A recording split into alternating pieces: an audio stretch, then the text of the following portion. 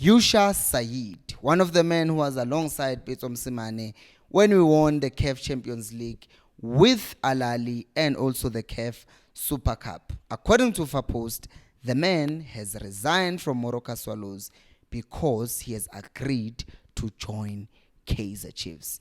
Is this good news or bad news? Of course it is good news, but it also tells us something else that might not be so great about the future of Pitso Mosimane. We're also going to talk about that man, Pitso Mosimane, because there's been a lot of things that have been said about him, and we'll look at the latest things that have been said about him. Hello and welcome to Coast Nation Fan TV. I am Pelo, I am your host, and this is where fans meet and talk about Kaizer Chiefs. Amakusi Football Club. One of the greatest compliments I can give to Kaizer Motaung Jr. is the fact that he seems to be learning from his mistakes and from the mistakes of the people who came before him. What am I talking about? One of the things that we complained a lot about for the past few years has been the fact that Kaizer Chiefs are refusing to sign players. And one of the things that they've not done is paying a lot of money for quality players. And we saw them do it this season because they paid 10 million reportedly for Sibongiseni Mthetho. And we're like, okay, that's great. That means they're serious. It's a statement of intent. We also saw them doing something good, which was bringing Dr. Henning into the Kaizer Chiefs technical team. He's more on the helping players with their mental side of the game part, which is also great because players are now going to be able to go and talk to someone if they're struggling with pressure or they are going through something. So that is also good. Now, another thing that we've complained about for the longest time is the fact that, hey, Kaizer Chiefs seem to be making the same mistakes over and over again. Kanti who's scouting, or not who's scouting, Kanti who's actually analyzing the games and who's doing all these things. Well, by them appointing this man, it seems like they have come to the same realization with us that the person who's doing the analysis is not doing a good job, or they didn't have that person and now they've seen a need to go out and get someone from Moroka Swallows. And I will say this, Swallows have started their season relatively well. And for us to go out and sign someone with a stable job in a team that's doing relatively okay, that tells me that it was a statement of intent once again. Because if you have a job, a stable job, and there's another offer that comes, that means that offer must definitely be much better than the one that you had, which means Kaizer Chiefs definitely thought, we're looking around who's an analyst that we can get, and they got Yusha Saeed, which means they were serious about this. And according to Fapost, they report that he has already resigned and now he's going to start working for Kaizer Chiefs on the 4th of December, which is next week, Monday, which is great, right? Because one of the things that he will be tasked with doing is not just to analyze matches, but performance analysis. Now, that is great because for those of you who did not see the video of Happy Mashiane talking to Chimitao this last weekend, I will tell you why that thing was so good. Because you have Chimitao, a former Kaizer Chiefs player, talking to Happy Mashiane and giving him tips and correcting him in the mistakes that he might have made, or because it wasn't a happy conversation, it was just a good conversation though. I'm not saying he was teasing him, no, I'm just saying that was good that he was giving him feedback on the match, right? But how many times, how often do we see that, right? We don't see that often where former players are talking to current players. And I'm not saying they should because they are not hired by Kaizer Chiefs. But what Chimitao did this weekend was just being a leader and knowing that this thing is in him and he always wants to contribute to Kaizer Chiefs. Now, imagine if there was now a person specifically designed to not just analyze the performance of the entire team, but to also look at individual players and start working with them. Because yes, the coach is there to work with the overall team and the technical team is there to work with the overall team.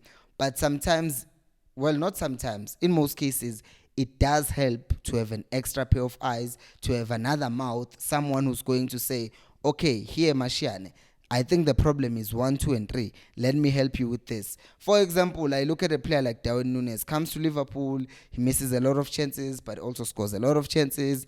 But then his confidence this year is much better. Why? Because now in Uruguay, in his national team, he's being coached by Marcelo Bielsa, another person who's also giving him feedback on his performance. Not that Jurgen Klopp is bad, but now that there's someone extra giving him more feedback on his performance, then you can see the performance of a player getting better and better. So I do think that having a technical team, especially with people who are experienced like Yusha Said is, who's obviously won the CAF Champions League, played at the highest level, that thing is going to only help the team get better.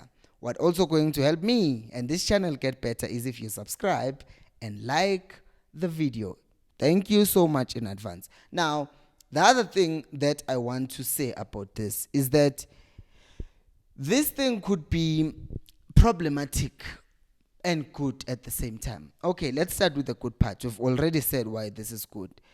But with regards to Pitso, this could be good because maybe Chiefs is preparing for the arrival of Pitso Mosimane, because we know that Kaizer Chiefs does not and usually will not allow the coach to bring his own technical team.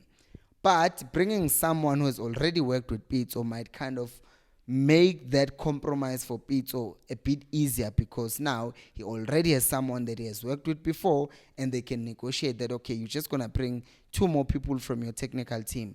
Maybe you're going to bring your conditioning coach and you're going to bring your assistant coach. We already have an analyst here for you, and then they can discuss what they're doing there. That's the positive of it. The negative of it could be the fact that, well, if they are bringing someone, an analyst, while Pitso already has his own analyst in his technical team, that means they are actually not preparing for Pitso, because if they wanted Pitso to come, everyone knows that Pitso will want to come with his technical team, because everyone has seen Pitso that it doesn't look like the people that he works with are now just his technical team, but they are now his family. They go with him wherever he goes. So I think it would be really difficult for him to not go with those guys to his next job. And because of that, I think that is why this then becomes kind of a steeper slope. But for the life of me, I do hope that this does not mean Pitso is no longer coming to Chiefs, because I do want him to come to Chiefs. But there are people who do not want him to come to Chiefs. And I'll be interested to hear from you. I'm not done, because I still want to talk about something. People are saying they don't want Pitso to come to Kaizer Chiefs. I want to hear from those people. Or even if you want Pitso to come, tell us why you want Pitso to come to Chiefs.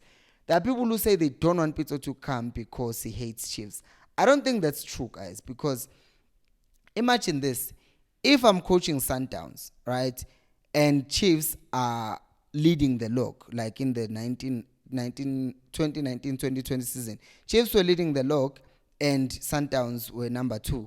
Obviously, when Pitso talked about Chiefs, he was never going to say nice things, because it's the team that he's fighting for the league with. He's not going to say, oh, Chiefs is a good team. He's obviously going to try and play mind games with Mintendorp, which he did play, and he succeeded in that. So I don't think he hates Chiefs, because look at the relationship that he seems to have with them Downs. I don't think there is something bad there. But you can tell me, why do you think Pitso Mosimane coming to Chiefs is not a good idea? Because there are some people who have raised the point that Chiefs cannot afford Pitso, and I've said it myself that I think Chiefs and their spending habits, it might just be tricky for them to bring in Pitso, especially since he doesn't just come alone, but he brings his whole technical team with him. So that's what I think might be tricky. And also with this thing of are they going to allow Pitso to be the leader, the person, the guy who's in charge, and not necessarily want to interfere with everything? I think those are the reasons and main reasons why Chiefs will not or might not do that. But the issue again will lie on the fact that with Chiefs, what are they going to decide? Are they going to say 8 years is long enough? Can we just bring someone like Pitso who's going to cost us money, yes, but is going to win us 1 or 2 cups for the next 2 years, and get our fans believing again, and get the confidence of our players back up again, and then bring in another coach who will come in after Pitso? Because obviously if Pitso brings back a cup to Kaizer Chiefs, he's likely going to go back to Europe, or going to go to Europe, or maybe find another bigger team somewhere. Well, obviously from here it's Europe, because He's already coached in Al Ahly, the biggest team in Africa. So I do think that the next thing that will happen for him is to go to Europe. So I do think that for 1 or 2 years, Pitso can resurrect Chiefs, but I don't know what you think. Let me know down in the comment section below. Thank you so much for watching, and until next time, remember, equals Alpelumoy.